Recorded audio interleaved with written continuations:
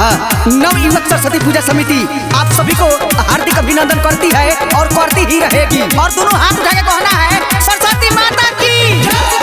और एक आवश्यक सूचना है कि माँ के भाषण को शांति पूर्वक होने दे और सूचना समाप्त हुई। भाषण में जो बोली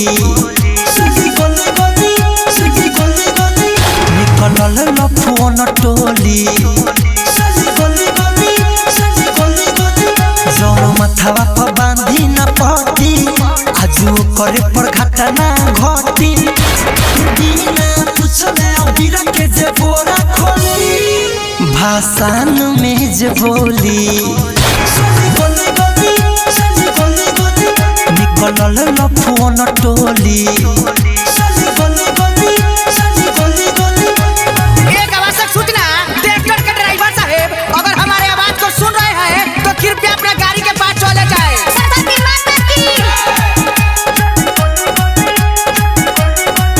अरे कटर कवनो न बैठी कहिल बतिया अब विशेष ऑपरेटर तनी बढ़ाओ साउंड के अपना भइल न बे साउंड वाले भाई थोड़ा बेस बढ़ाइए।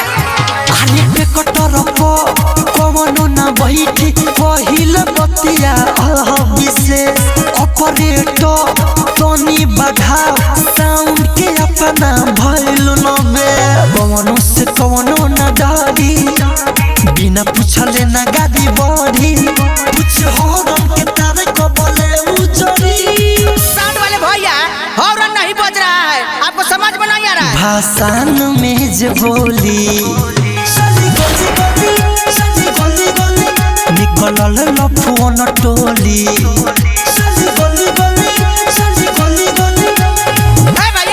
ढाका मुकी मत कीजिए अलग अलग नाचिए सब कोई और नहीं तो बोली से नहीं मानिएगा तो समझ जाइए और समझे।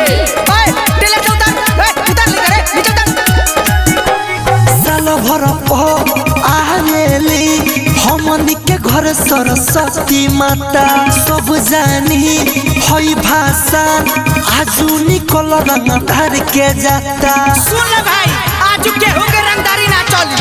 साल भर आवेली हमनी के घर सरस्वती माता सब जानी हई भाषा आजू निकल रंग धार के जाता।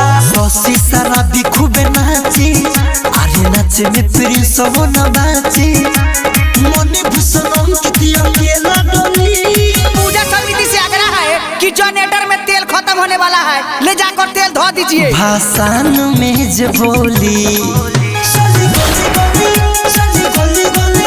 निकलल लफुअन टोली।